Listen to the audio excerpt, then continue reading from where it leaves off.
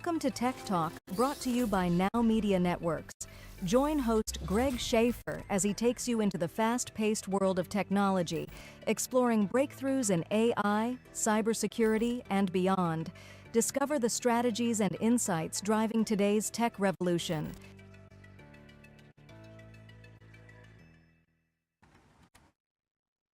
The Internet of Things. It sounds like some scary movie from the 1950s, and it can be rather scary. Welcome back to Tech Talk. We're going to talk a little bit about the Internet of Things. It's not terribly scary if you kind of break it down as to what it is and what some of the security concerns are. And really, it's all the things that we have in our home right now. Like there are things that you can do, like have your lights controlled by the internet, your thermostat. Well, here to help us unpack a lot about the Internet of Things is Peter Gregory. He's a security leader and advisor.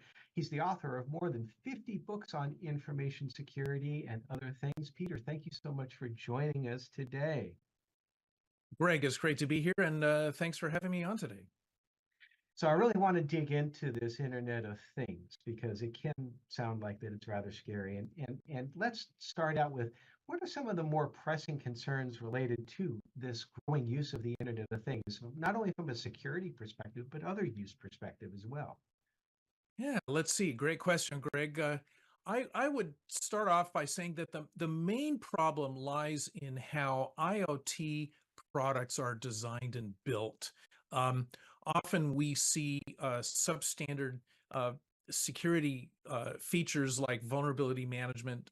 We see brittle IP stacks, which means they're not very resilient to just regular network traffic.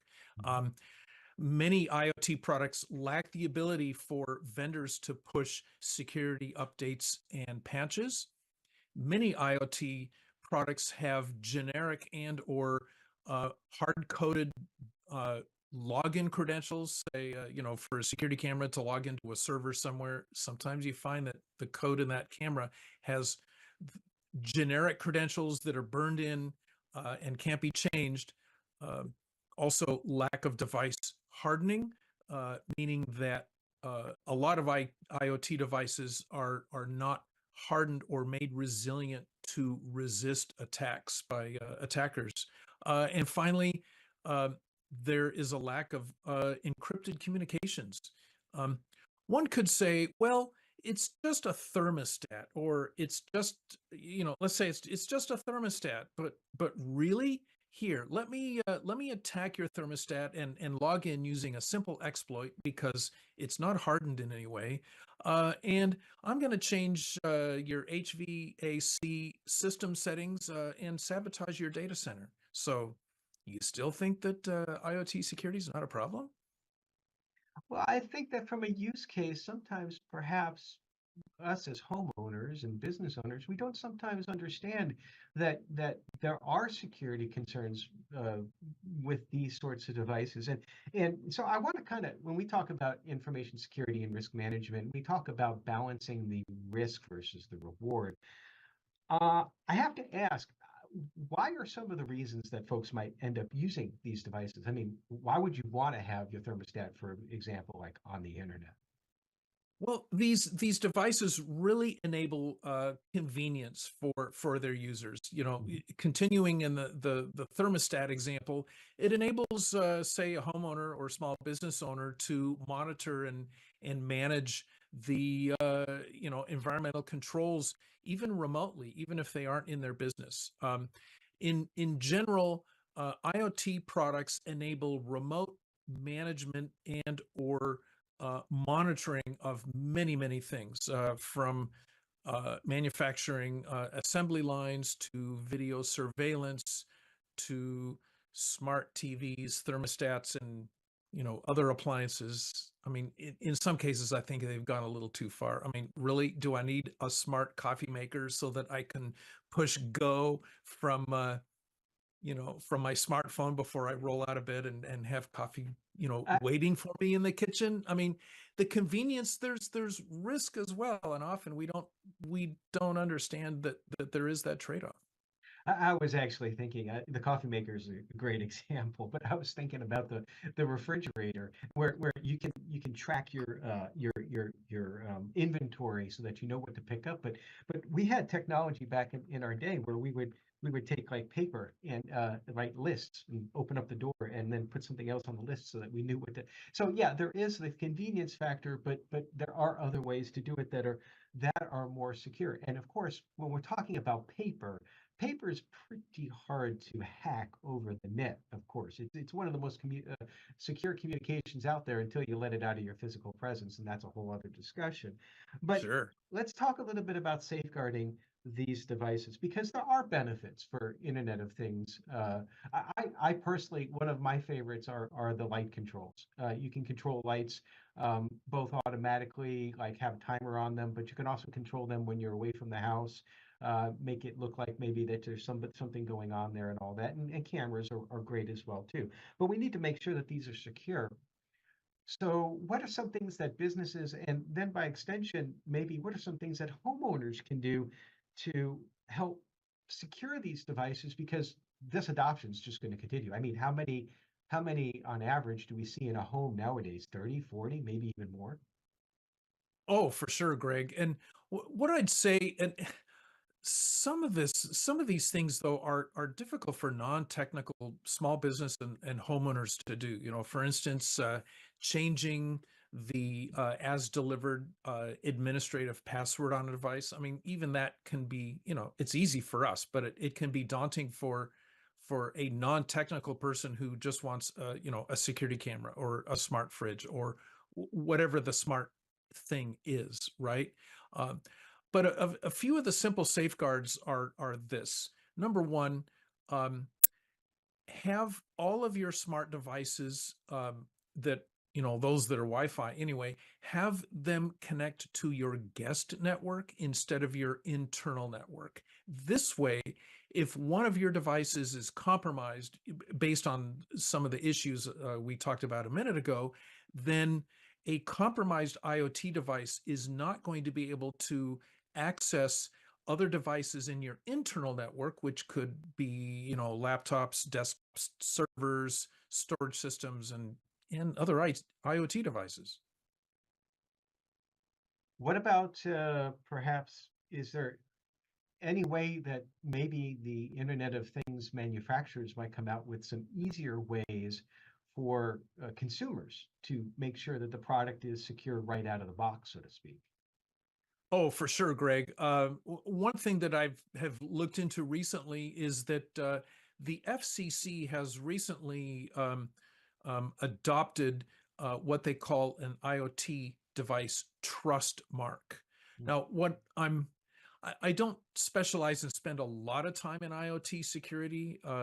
So what I couldn't tell you offhand is whether that trust mark is implemented today or is a future implementation. Um, I I do liken this to, say, UL approved or something for appliances that you buy, or the CE mark in Europe. However, uh, that trust mark idea is not going to retroactively refit everything we already have.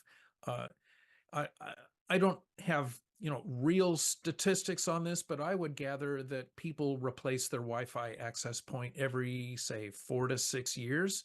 And so if FCC comes out with a trust mark this year, then the next time you buy an access point, maybe you'll have richer information that helps you understand which products are more secure than others, but it's not going to do a thing for all the stuff you've already got. And you bring up a good point though about just talking about the lifespan of devices. There's also the security aspect. I know that there has been talk about cameras that have been compromised that are no longer supported because they can't be upgraded with the latest and greatest security features. And yet people, would probably be reluctant, talking about the homes now, to remove the cameras because they're still working, but there's still that security aspect there. So what I'm hearing from you though is that, is it correct to say that you should periodically replace your equipment, particularly if it's no longer supported by the manufacturer? Well, it's definitely a consideration, Greg. I mean, it doesn't mean you need to mark your calendar and throw all your stuff out every 3 or 4 years. But on the other hand, it's really wise to just be cognizant of the fact that you've got these IoT devices. Some may not be secure, and many people, me included, at times, I just attach them to my internal network because it's just easy to do. But as Mhm. I mentioned a minute ago, if you can put them on a separate guest network or just a separate network for IoT, that can be really helpful. Then again, typical homeowners, even this is going to feel like a tall order because, I get it, non-technical people, they just want to plug it in and make it work without having to do a lot of extra steps. Well, for the couple minutes we have left, let's shift over now to businesses again, and Yeah. what are a couple of the standards and practices that businesses that obviously would have probably some more um, access to the technical knowledge, what they can do to help secure their business networks from the using the Internet of Things type devices? For sure, Greg. The organization called NIST, or the National Institute of Standards and Technologies, they have a wealth of guidance on all different topics of cybersecurity, privacy, and more. And they have a website dedicated to IoT security with content for IoT manufacturers. And there's a document called the NISTer 8259 series. Hmm. Then there are standards from NIST for enterprises, big and small, and there's a standard called NIST Special Publication 800-213. And then, as I mentioned, there's this, new FCC trust mark for consumers. So there's a lot of information out there, and NIST is really just the beginning of good resources that homeowners and businesses who are concerned about security with IoT devices can learn more about some of the steps they can take to improve their security. And of course, you can always ask ChatGPT, "Hey, I've got this security camera. Should I consider it secure? How can I secure it? What else should I do?" Uh, so there's, you can sometimes get good advice like that, but again, you got to be careful, and you can't take everything Gen AI gives you to the bank. Oh, absolutely. You should always verify, trust but verify with ChatGPT. But that's a great start too, and that's why I love these conversations because I inevitably learn something. Yeah, I'll have to look up NIST 800-213. I'm not familiar with that standard. There's only like a couple of NIST standards out there. I'm only kidding. There are a lot out there. So Couple hundred, yeah. a couple of hundred, yeah. Well, fascinating stuff, Peter. You always bring some great information to share. Really appreciate you being on the show today. Absolutely. Thanks for having me on, Greg. And I really enjoy conversations like this. And we'll be right back. Stick around. We'll be right back with more cutting-edge discussions and tech insights on Tech Talk, only on Now Media TV. Investing in real estate doesn't have to be a pipe dream. But how do you find, analyze, renovate, finance investment properties without getting ripped off? My name's Andrew Glisson. In 4 short years, me and my team built a portfolio of 200 rental properties in multiple cities as a hobby while working full-time. We took all of that experience and built a mentorship program called the Victory Strategy to unlock every step of investing in real estate. If that sounds like the opportunity you've been waiting for, look us up at thevictorystrategy.com. Do you have diabetes? If you have insurance, you may qualify for a new continuous glucose monitor.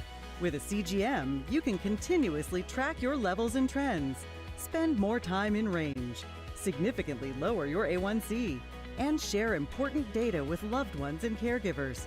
Most importantly, a CGM eliminates the one thing most people with diabetes hate: painful finger sticks. Take charge of your health. Order your new continuous glucose monitor today. If you use insulin and have seen your diabetes care provider within the last 6 months, you may qualify for a CGM today. We'll do all the insurance paperwork and deliver your new CGM at little or no out-of-pocket cost to you. Medicare and most insurances cover continuous glucose monitors, so don't wait. Have your insurance handy and call the CGM Health Hotline now.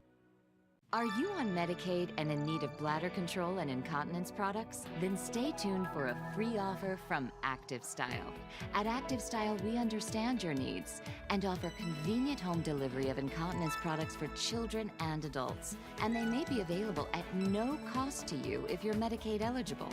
Our products have a super absorbent core that locks away wetness to keep you dry. If you're on Medicaid, call now for your free sample. We're back with Tech Talk, where we continue to dive deep into the innovations that are transforming industries and reshaping the world, only on Now Media TV.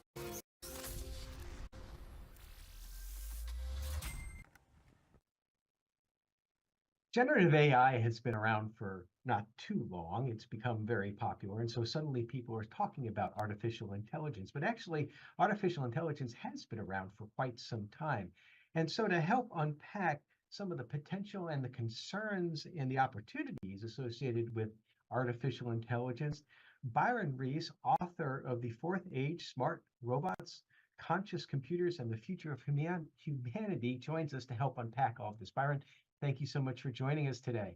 I'm so happy to be here. Thank you. That is a long title. I stumbled over it, but I understand that it's probably going to be rather complicated. We'll talk about that in a minute, but let's kind of begin with, how do you see the relationship between artificial intelligence and human potential evolving over the next decade? I mean, there's the dystopian view, I guess, that we see in the movies sometime. Are we going to see that, or is it going to be a little bit less intense? Well, I hope there's a third place that is not awful, slightly less than awful. And those are my only two choices. I think it's going to usher in a new golden age of humanity. I mean, if you really want to tell the story in a long form, I think that, I think it's a 4 billion year old story. We started 3.5 billion years, life just stored data in DNA, and then it moved into the brains, and we externalized it and wrote it. And we slowly learned how to save knowledge so that generation by generation it accumulated. And now with this generative AI, we're finally bringing it all together into one thing. You know, when you search for Google, like, what's the difference between a cold and the flu? It gives you 30 million answers, but you just want one. And that's because it's all still siloed.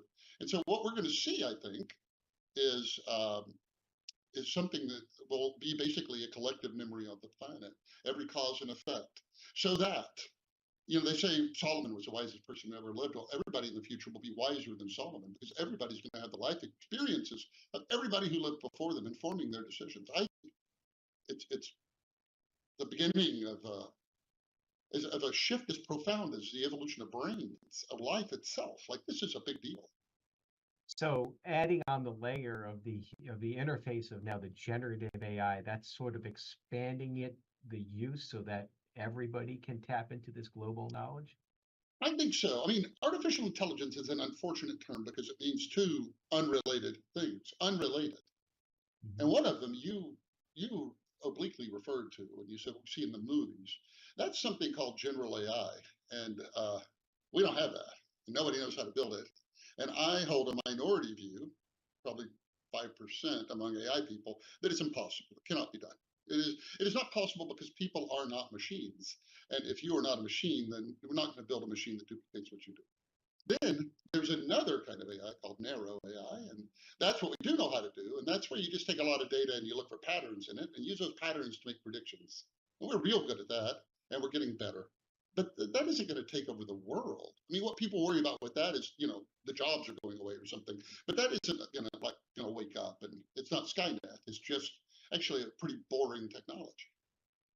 We've talked about on this show beforehand how just the internet in itself has helped with it didn't necessarily take away jobs, but it helped with productivity. Certainly some jobs were changed, but in the long run, it really advanced to an extent human evolution or human interaction. 100%. And so you're thinking that AI is going to continue to take that path. Absolutely. I've spent a lot of time researching this, and I think the half-life of a job is about 50 years. I think every 50 years, we lose half of all the jobs. I think we lost about half of them since 75, and they lost about half of them since 25, and they lost about half of them. So over and over, we're losing about half the jobs as technology advances, and yet we maintain full employment and rising wages. So how do you do that? How are you constantly shedding jobs? And it's because technology creates these new opportunities. Now, the reason it freaks people out, and we'll use your example, the internet. If you went back to the 90s and you said, "Hey, in the future, billions of people are going to have this. What's going to happen to jobs?" They would have said that's a job killer. The yellow pages are going away, and travel agents are going away, and stockbrokers are going away, and newspapers are going away, and shopping malls are going away. And you would have been right about everything. You would have gotten it all right. But what you would not have said, what they would not have said is, "Oh, there's going to be Uber and eBay and Etsy and Airbnb and all these new things." So it's easy to see one side of the equation, what the technology is going to eliminate, but none of us can see what it's going to create. The thing to always remember is these are, as you said, productivity tools, and increasing human productivity is always, that's an absolute statement, always good for people. And if you don't believe that, you should advocate for a law that requires everybody to work with one arm tied behind their back. Because if you did that, you would have created a bunch of new jobs, because you need twice as many people to do anything. But you know what? Those jobs wouldn't pay anything because you just destroyed everybody's productivity. So what these technologies do is they give everybody a third arm. They're good for everyone, everyone. Well, let's dig a little bit into your book, and that's The Fourth Age. In your book, you talk about AI and the automation's impact on society. The concept of the half-life being 50 years, I've not heard that. I love that, and that makes total sense. And it kind of prompts you to want to think forward because, as you said, a lot of the things that we take for granted today, Uber being a great example, nobody could have even fathomed about back then. It would not have even entered into anyone's mind. So you're going to have this impact on society. What do you think are going to be like some or the most transformative change coming down? Can you actually predict what the next 30, 40 years are going to look like?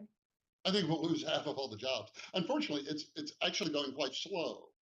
For all these people have been predicting for so many years that we're about to have all this unemployment. What we see is the opposite. I can't think of one job that's been eliminated in the last 5 years. Oh, why? So this idea that these things are just going to wholesale wash them away is just wrong. What you said is really true. When a new technology comes out, you can only see it in terms of the old technology. So when TV came out, they said it's radio with pictures, and so the first TV shows were just people in front of microphones reading. Only years later do you get, Seinfeld and all these other things. And what you just said is entirely correct. It takes us a while. Nobody, and it will be the young people who come up with these kind of new ways, because we're people my age are kind of locked into it. We aren't going to be able to see what is possible with the new technology in the way that somebody who is not encumbered by all the old technology is able to. And I think it's important to point out that I think arguably, like Bill Gates, for example, one of the most, could be called one of the more visionaries, if you will, of the computer age, the founder of Microsoft and all of that. But even he said, and I might get the quote a little bit wrong, but I believe he said in the earlier mid-90s that nobody's going to have any need for more than 640K on their machine for as far as memory goes. And you couldn't run a simple app on your phone if you just had that amount. So there's certainly going to be some opportunities for enhancing human creativity and problem solving. Got one or two examples of that, perhaps? Certainly. I have a deep held belief that if there is a job that a machine can do, a job that a machine can, in theory, do, whether you have the machine or not, whether the machine's been invented or not, if a machine can do it, if you make a person do that job, we have a word for that. That word is dehumanizing. What you're saying to the person is you're like, "Hey, listen, a machine can do this job. I just don't have the machine. So what I need you to do is be the machine. I don't need anything about you that's human. I just want you to be a." And you see, if you accept the premise, can a machine do it? Yes. Then it is beneath the dignity of a person. So as far as predictions go, any job that a machine can, in theory, do will be replaced, will be done by machines, and that will free people up to do things only people can do. And the idea that people aren't up to that or something, it's going to, the history of this planet is, survival has been kind of like until 100 years ago, 90% of us, all of us had to grow food. And that was it. And so Leonardo da Vinci 1,000 years ago, and Mary Curie, and all that was lost. And finally, we're going to automate away anything machine can do, and in doing so, we're going to free people up to be people, and that's never happened before. People have been plow mules and all of that. I think that that's a wonderful view of the future. So how can businesses prepare for that sort of a workforce where you don't, or you're not necessarily just employing people because they can act like a machine, but rather that, as you can say, they act as a person? How is that going to change the workforce? What I would think about it is not kind of as a break of some kind. This is all has been going on for centuries, and it's just a continuation of that. So technology has kind of two things. It creates new opportunities that are high value, high skill, high age, and what it destroys are really low end, rote kinds of things that can be automated. And so what I encourage businesses to do, and then what I encourage individuals to do, like if you're worried about this, or your kids, like what are they going to do for a living? The thing is just every day wake up and ask if there's some tiny little thing you do that's machine work that you can automate. Just the smallest thing in the world, a automatic forward, or something you have to forward all the time, or this and that. So every day look and say, is there some tiny thing I can automate? And if you do, and it saves you 3 minutes in a day, then say, what can I use that 3 minutes for with new technology?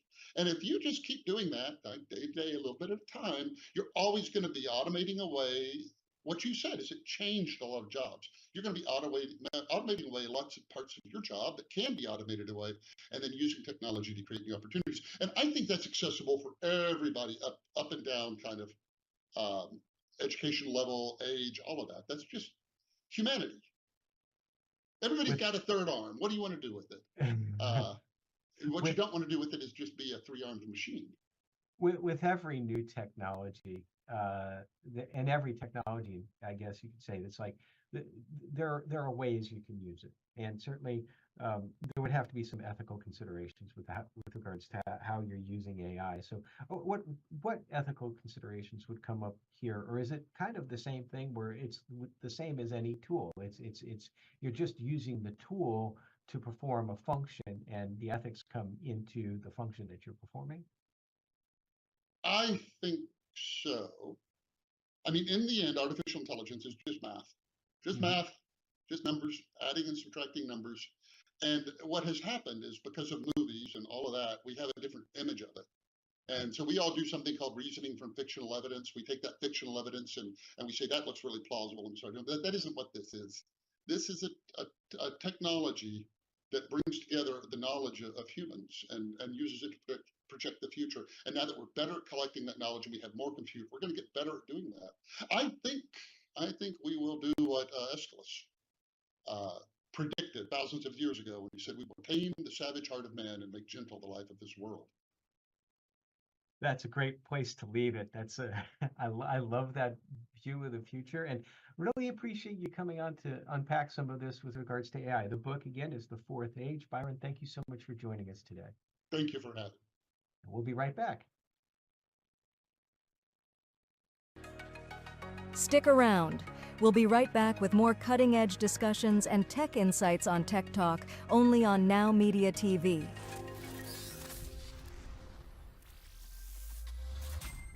¿Tiene un carro, camioneta o SUV viejo en su casa? Aunque no funcione y piense que es chatarra, usted puede llamar al número en pantalla y donarlo a Susan G. Komen para ayudar a salvar una vida. Nuestro personal calificado va hasta su domicilio a recogerlo de forma totalmente gratis. La donación de su automóvil, camioneta o SUV viejo ayuda a apoyar a las personas afectadas por el cáncer de mama, así como también al trabajo vital de Komen en investigación, atención al paciente y educación. Necesitamos su ayuda. Tal vez considere que su auto viejo es chatarra o que no vale nada, pero ese auto no deseado es importante para que Susan G. Komen continúe ayudando a las personas con cáncer de mama. Llame al número en pantalla hoy. Iremos a recoger su auto rápidamente. También recibirá una deducción de impuestos por su donación caritativa. Ayúdenos a ayudar. Llame ya. Hi, I'm Vicki Wright Hamilton, and welcome to Ignite. Are you ready to fuel the fire within you and ignite your passion for leadership and business growth? This show isn't just about tips and tricks. It's about transforming your ambition into unstoppable momentum. We're here to spark the strategies that set your soul on fire and help you blaze a trail of success. Whether you're building a startup or leading a team, Ignite will empower you to turn your vision into a powerful reality. Fuel your fire, ignite your passion, and watch your success take flight. Tune in to Ignite right here on Now Media TV.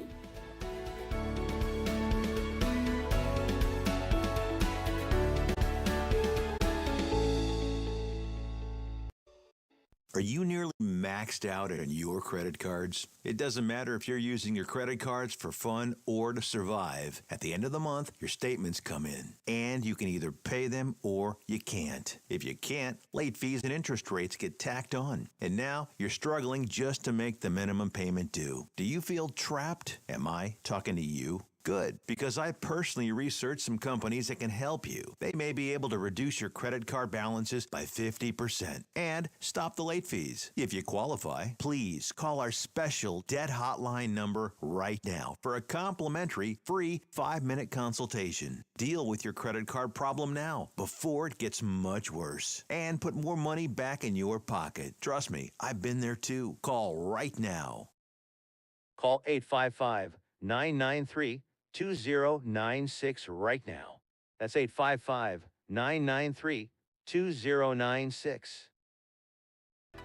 We're back with Tech Talk, where we continue to dive deep into the innovations that are transforming industries and reshaping the world, only on Now Media TV.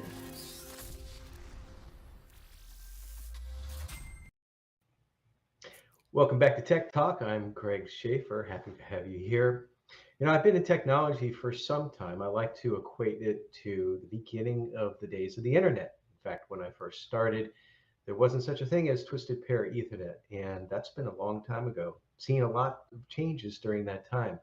And so has my guest. Peter Gregory joins us for this segment. He has authored many books, and he is a technology and cybersecurity and privacy leader, and he is also part of the advisory boards for the University of Washington and Seattle University. Peter, thank you so much for joining us today. Greg, thanks for having me on. It's great to see you and be here. So I started out by talking about the fact that I've been involved in this wonderful world of technology for some time, and I know you have too. So why don't we start by why, in just a couple of minutes, why and how you decided to enter into the tech field?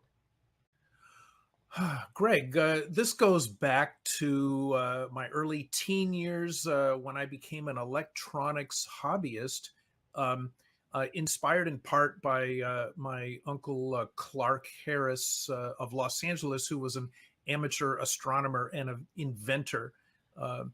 So electronics was my passion all through high school. I went to the University of Nevada, Reno, and was in an electrical engineering bachelor's program and discovered computer programming there. This was in the mid 70s. People didn't have computers at home. I mean, nobody did, right? So programming classes, more electronics and electrical engineering classes. And I just really fell in love with just everything about computers and made a pivot to that. And that's been my career from until now. I've worn pretty much every hat in IT, or MIS as it was originally called, and my career has gone from then till now. And here we are today after 40 plus years of working in IT, engineering, and security leadership for about the last 22 or 23 years. And it's really amazing to think about the changes that have occurred in the tech field since then. We take for granted the whole internet ecosystem, if you will. We never had anything like smartphones back then. They weren't even really thought of unless you think about maybe the old Dick Tracy comics, which had the wristwatch camera phones, which I remember back in the day Right. as a child, like thinking that'll never happen. It's amazing to see what's happened over the last 40 years plus. During that time, what are some of the, in your eyes, what are some of the more significant changes that have occurred in technology and also how that has affected our lives? I'd say, Greg, I mean, big picture, I think the biggest change that we've seen in our lifetime is just simply the miniaturization of computing power. Mm. One of my first jobs was a student employment operating Nevada Reno's CDC 6600 mainframe, which was a supercomputer designed by Seymour Cray in the 60s. And Nevada Reno had that machine for 10 or 12 years or more. And today, this little thing here in my hand has vastly more computing power than that very massive system that I operated in 76, 77. Really amazing to see how the technology has evolved. I remember seeing an article at one point in time which mentioned that the space shuttle, which of course is a technology which is now obsolete, but even back then it was new technology in the 80s that they were having problems sourcing materials for. If I remember correctly, they were looking for 8088 chips. They couldn't find any or many to keep it sustained up through the 90s and the 2000s. How do you think that though this miniaturization has affected our lives? You mentioned the iPhone and how that has such greater computer power. I always think about I always get back to space. I always think about like the moon lander too, that our iPhones or our smartphones rather have more computing power than the entire Apollo spacecraft did. How do you Oh, feel that yeah. that's affected our lives? It's Greg, technology has made our lives far more convenient. I mean, again, from this thing, I can run my entire life from my smartphone if I had to. I can pay my bills, I can pay my taxes, I can you know, order and purchase anything and everything I need. I can be a journalist. I can, I have access to, virtually all of the knowledge that mankind has accumulated and documented from the beginning of written history to this very day. It is all at our fingertips instantly. And you've been a lover of technology. You talk about technology frequently. You write about technology, having authored more than 50 books on cybersecurity. How did you get started in authoring books? The way I got into publishing, Greg, is that back in the early 90s, I was an employee, a consultant for World Vision. They were upgrading all of their back office computing from mainframes to Unix and Informix relational database management systems. One of my colleagues there, her name was Liz, an Informix employee, and she was writing her first book called Informix Online Performance Tuning. And she and the publisher enlisted me to be one of the tech reviewers for that book. That got me relationship with one of the top publishers in technology, Prentice Hall. And from over the next 5 years, I ended up being a tech editor for numerous books that Prentice Hall was publishing. And then in the late 90s, I had found an opportunity to write my first book entitled Solaris Security. And then from then till now, I've been very fortunate in that publishers mostly come to me saying, would you please write this book or that book for us? And I've just, developed my pet talent and skill and passion for helping tens of thousands of security professionals expand and further their careers and in turn, helping them to learn how to better protect their information and their organization's information from criminals. You mentioned Solaris, and of course that was a Unix-based operating system back from Sun Microsystems, if I remember correctly. Back Yes. in the 90s, I remember having, I believe it was called a Spark Station on my desk at one point in time. Yeah. All this changes. It almost makes cybersecurity rather unique in the rate of change. How do you address that in your books on cybersecurity? The way I address it in my books is I not only present facts and techniques and tools and standard ways of doing things, but I also endeavor to teach my readers how to learn for themselves and how to find various information sources that will provide reliable, relevant information for them in whatever field and subfield that they might be in.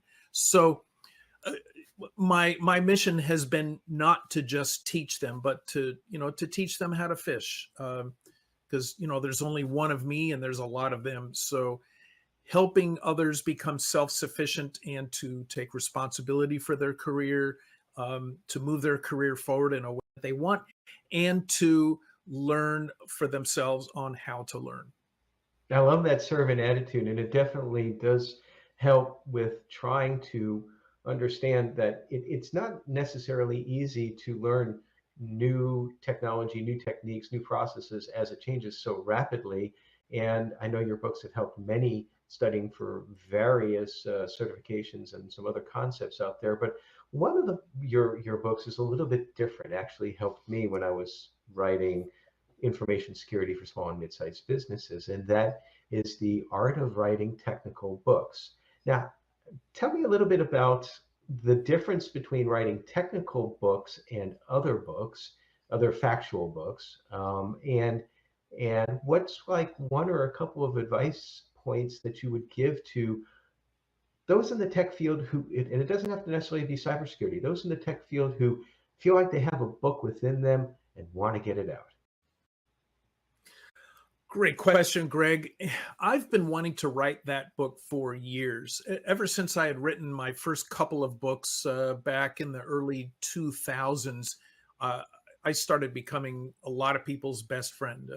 They said, "Hey, Peter, you've been published. Help me get published. I have a book I want to write. Can you help me? How should I proceed with this?"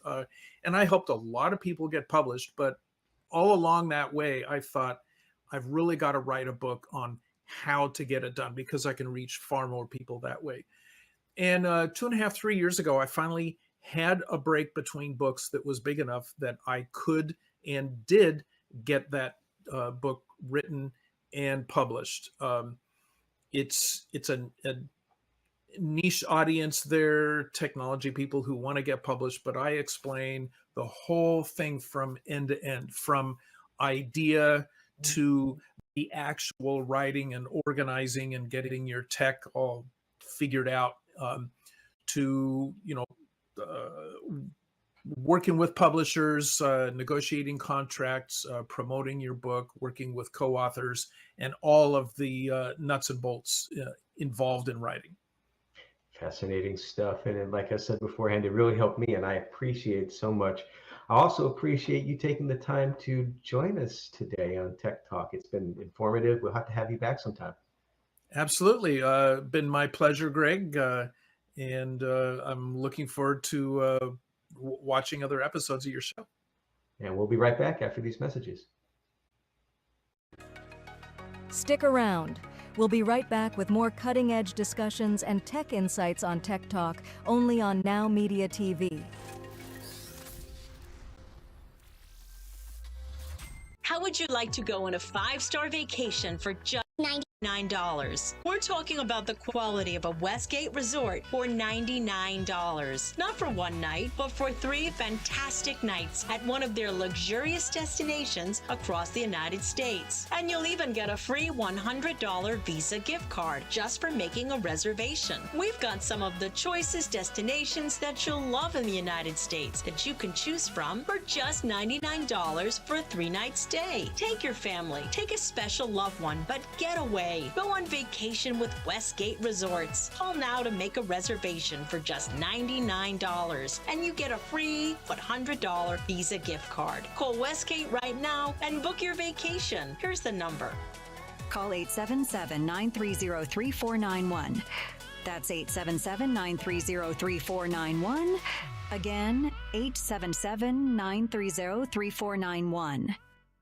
Llama a tu amigo Trip Amigo. Una llamada a Trip Amigo te consigue el billete más barato a cualquier destino. Solo dinos a dónde quieres ir y Trip Amigo busca entre cientos de miles de ofertas disponibles en billetes aéreos y hospedaje también. Nuestros clientes ahorran hasta el 75% en las tarifas aéreas y reservaciones de hoteles. Llama ahora mismo. Tu amigo Trip Amigo te consigue los mejores precios de billetes aéreos y hotel.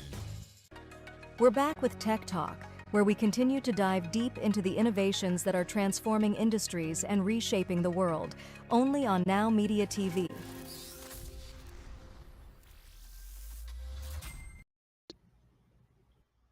Welcome back to Tech Talk. I'm Greg Schaffer. Dr. Pamela Gay is back with us today. Really excited to continue our conversation with her. She is, of course, the senior scientist at the Planetary Institute. Planetary Science Institute. She is also the co-host of Astronomy Cast, host of Escape Velocity Space News, and does a whole lot more. Dr. Gay, thank you so much for joining us again. Oh, it's my pleasure. I love new shows getting a start and getting to be part of seeing you on your climb. Well, I appreciate that. I'm looking forward to discussing more about everything space related. Of course, as I mentioned before, I have been a huge amateur space fan. I guess you can call me a fan of citizen science. And I know you talk a lot about that on your website at starstrider.com. But can you explain a little bit, first of all, what is citizen science? The basic idea of citizen science is any of us have the ability to look out at this universe that we share, whether it be with our eyes, with our telescopes, or using software to explore existing data. And what makes someone a citizen scientist versus a professional scientist is citizen scientists are just volunteers. They're people who dedicate their time to expanding what we know by looking, reporting what they see, and sharing it out to people who help use it to publish papers. So I, as a professional researcher, get paid to work with people who are volunteering hours for projects ranging from looking to see when that nova goes off this summer somewhere in the sky. We hope we're waiting for a star that we know gets significantly brighter every few decades to do its thing, who we're looking at people who are reporting comets as they plunge into the sun. We're working with people, with my project in particular, who are willing to help us map out the surface of other worlds in our solar system, because there's still things that our human eyes and brain can do that software can't. And until computer vision gets a whole lot better, we need everyday people to help us map out other worlds in our solar system.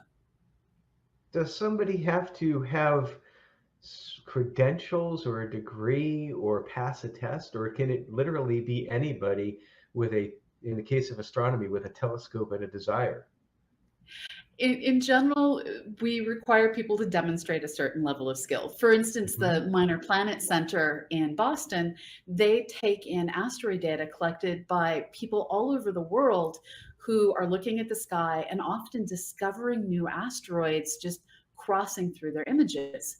Now, for the Minor Planet Center to be able to say, yes, you who we've never met before, yes, you have discovered a new asteroid, those people need to submit data on known objects that demonstrate the capabilities of them, their equipment, and their process.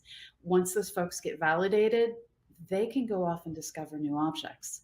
With the stuff we do with fully online citizen science, we have training images that we have people go through, and they mark out what they see in these images.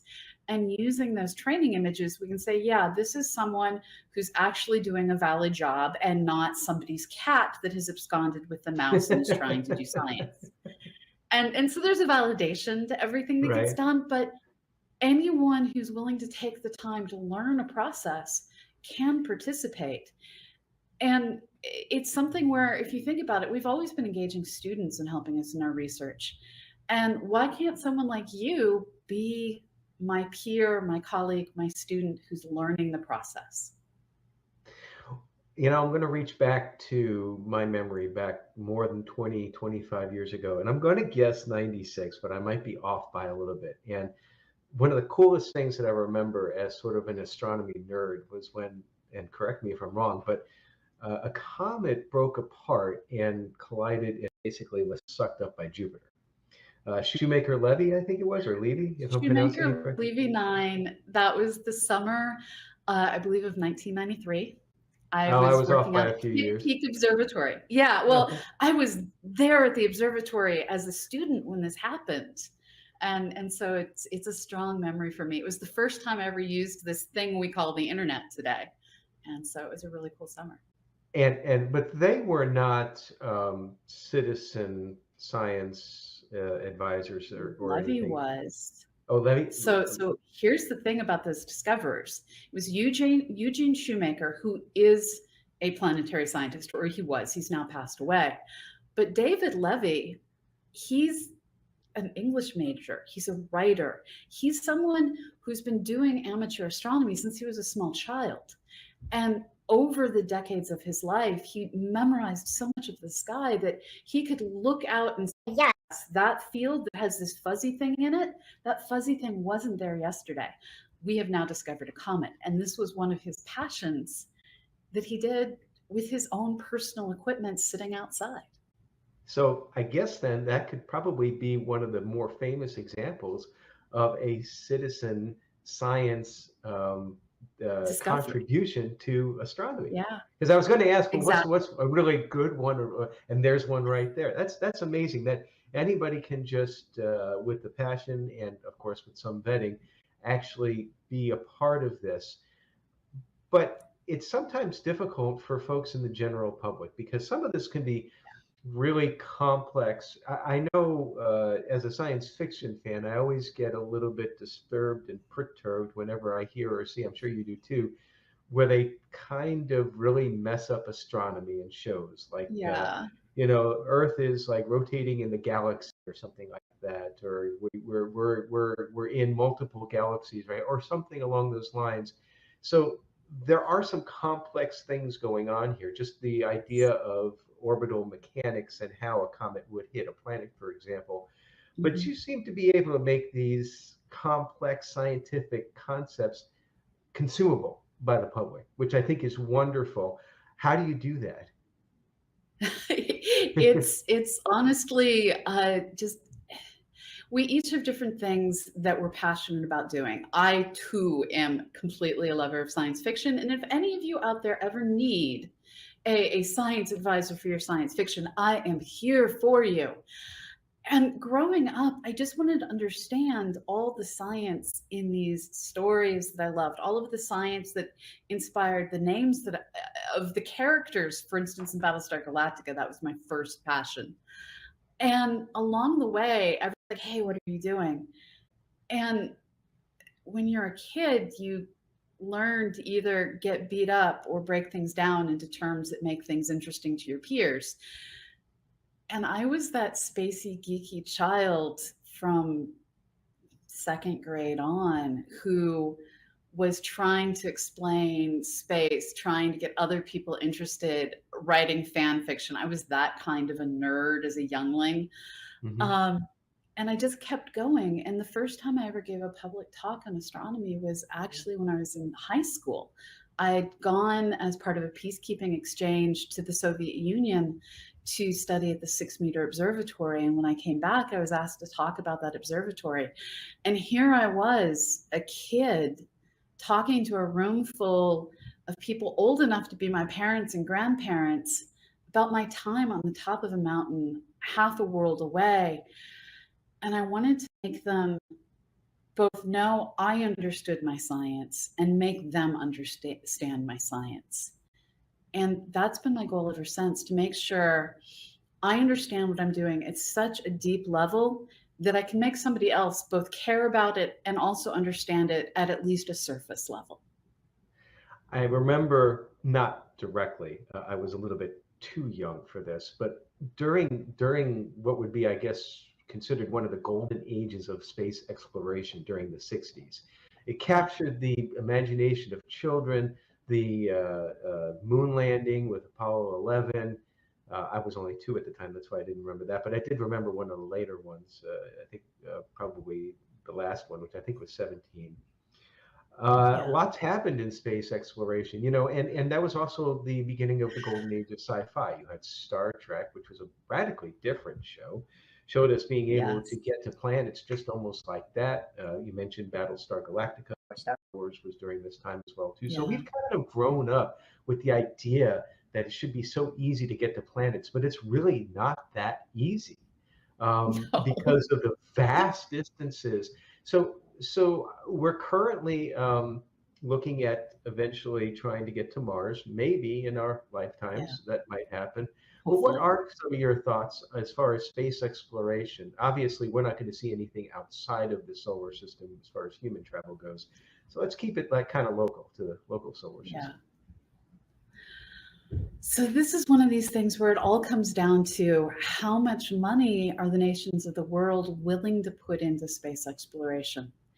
Going to space is an endeavor that requires multinational cooperation. It requires thousands of people working to innovate new technologies that have never existed before.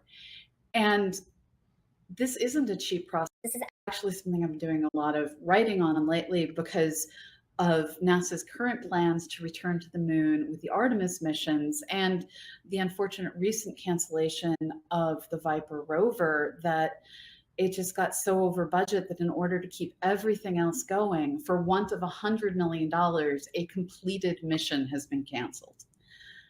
All it needed was to be launched. And so we have to find the willingness to say, we're going to spend what is necessary to ensure our astronauts get to space safe, stay in space safe and healthy, which means solving radiation problems, solving nutrition problems. How do we feed people on these long duration missions? And then we have to develop all of the technology that allows them to not just go there, but come back. We were working towards testing some ideas with the Mars sample return mission, which is again also something that is on the edge of cancellation because the budget that NASA has is just so small and has been held flat for so many years. While the costs of facilities, the costs of everything associated with doing science is actually rising slightly faster than inflation. So if you hold NASA's budget flat relative to inflation, but all the costs are going up, that means that year on year, we're actually seeing a decrease in the money available to do science. And we can't do the innovation necessary if we don't have the money to pay humans and develop the technologies that allows us to become a multiplanetary species. Which is so unfortunate because we've learned so much from exploration, and some of our technologies, if we couldn't do a lot of the communication that we do, the internet, a lot of that came from satellite communications, and even Tang, I remember back in the day. So, well, Dr. Gate, we could talk about this for hours on end. Fascinating. Really appreciate you taking time out to chat a little bit more space with us today. Always happy to be here. Always happy to come back. Thank you for this opportunity to talk about things I love on your wonderful new show. Oh, I appreciate you coming on, and we'll be right back. This has been a Now Media Networks feature presentation. All rights reserved. If you turned 65 recently like me, it's important you find a Medicare Advantage plan that gives you the coverage you're looking for. But finding one can be difficult. The best thing I did, and I suggest you do the same, is call a licensed insurance agent and let them walk you through your Medicare Advantage plan options. There are so many benefits you have access to, so make the call now and let the representatives explain everything to you. Our licensed insurance agents can offer you a variety of Medicare Advantage plans.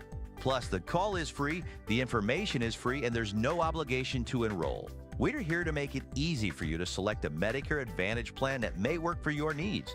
Finding a Medicare Advantage plan can be easy if you do what I did. Make a quick call right now to learn more. Thank you. Call 800-749-7781. That's 800-749-7781. Call